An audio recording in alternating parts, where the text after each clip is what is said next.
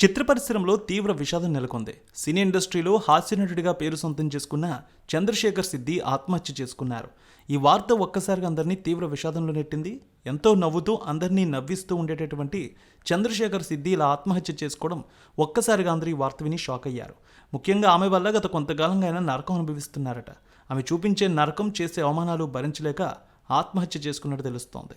అసలు విషయం గురించి చూసుకున్నట్లయితే కన్నడ హాస్యనటుడిగా మంచి పేరు సొంతం చేసుకున్నారు చంద్రశేఖర్ సిద్ది. కేవలం 31 ఏళ్ల వయసు. అయితే అవమాన భారంతో ఆత్మహత్య చేసుకున్నారు. ముఖ్యంగా సిద్దిని ఆయన భార్య చీపురుతో కర్రతో కొట్టిన వీడియో తాజాగా వెలుగులోకి వచ్చింది. తన భార్య వల్ల ఆయన ఆత్మహత్య చేసుకుని మరణించారు. ఒక్కసారిగా ఈ వార్త విని అందరూ కూడా షాక్కి గురయ్యారు. అయితే భార్యని విడిచిపెట్టి తను సొంతంగా జీవించవచ్చు కదా అంటూ కొంతమంది బాధపడుతూ కూడా ఉన్నారు. తన భార్య చీపురుతో కట్టెలతో కొట్టడంతో ఆవేదనకు గురయ్యారు సిద్ది. అందరికీ కూడా తెలిసి బాధపడ్డారు. అందుకే ఆయన ఆత్మహత్య చేసుకున్నారని పోలీసులు కూడా వెల్లడించారు. ప్రస్తుతం ఈ విషయం సోషల్ మీడియాలో కూడా వైరల్ అయింది. అందరూ సిద్ది భార్యపై ఆగ్రహాన్ని వ్యక్తం చేస్తున్నారు. కట్టుకున్న భర్తను ఇలా చీపురుతో కొట్టి అవమానించడం సరైన పద్ధతి కాదంటూ కామెంట్లు కూడా చేస్తున్నారు. ఖచ్చితంగా ఆమెను శిక్షించాలంటూ కూడా తెలియజేస్తూ ఉన్నారు. ఇక అవమాన భారంతోనే 31 సంవత్సరాల వయసులో నటుడు సిద్ది తనువు చాలించారు. అభిమానులు ఈ వార్తను జీర్ణించుకోలేకపోతున్నారు.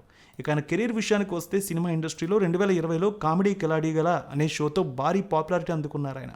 ఆ తర్వాత సినిమాల్లో కాకుండా సీరియల్లో అవకాశాలు వచ్చాయి. ఇటు బుల్లితెరలో బాగా అలరిస్తూ ఉన్నారు. పలు షోల్లో కూడా ఆయన పాల్గొన్నారు. పలు ఈవెంట్స్కి కూడా వెళ్తూ ఉంటారు. కామెడీ కిలాడీగలు అనే భారీగా ఈ షోతో పాపులారిటీ పొందారు ఆయన. ఆ తర్వాత సీరియల్స్లో నటించి ఎనలేని గుర్తింపు సంపాదించుకున్నారు.